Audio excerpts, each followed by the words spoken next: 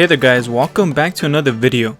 In front of me I have another ZeroLemon battery case, and this one is for the LG G7, which can also be used for the LG G7 Plus, and unfortunately I do not own an LG G7 and I couldn't get my hands on one, so I won't be able to show you what it looks like with the case on.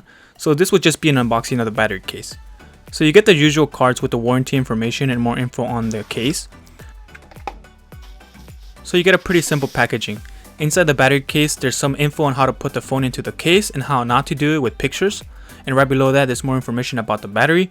It's rated as 4700 milliamp hours, and it outputs 5 volts to 1.5 amps when you're charging your phone, and it takes in 5 volts to 1.8 amps when you're charging the battery case.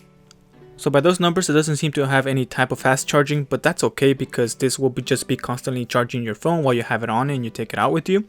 This case looks awesome. I like the design on the back. It's a nice touch and it makes it look like it has some texture. So on the back here is where you have your power button, and pressing down on it once shows you how much battery you have left in the case, and the bars are in increments of 25%. You have to press and hold down for about 3 seconds for it to power on and start charging your LG G7. The bottom 1/3 portion of the case is raised about half an inch, and that's where the battery is held in. There's a nice slope which makes it easy for my index finger to naturally rest there and reach the fingerprint scanner and hold the phone. It's comfortable and it's not too overly big. In the description of Amazon, they state that NFC is not supported, but if the Samsung Galaxy S9 Plus ZeroLemon case, which is a very thick battery case, can still allow for NFC to function well, I don't see how this smaller case should not allow it to work. So I'm sure it will work, but I could be wrong. On the bottom here, you can see the ports cutouts. On the right is the speaker cutout, and on the far left is for the headphone cutout. And down center is the USB-C port to charge the case.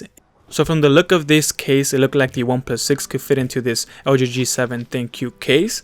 So I went ahead and tried fitting in my OnePlus 6, but it didn't fit because the OnePlus 6 is larger, and I tried so you didn't have to.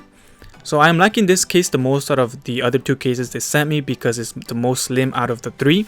Too bad that it's not for a phone that I have right now.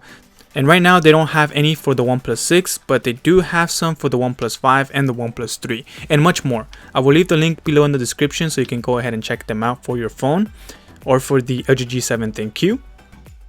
There are some small indentations for the volume, power, and assistant button, and you can easily feel them when you run your finger along the side here. I don't know how clicky they will be, but they do look good.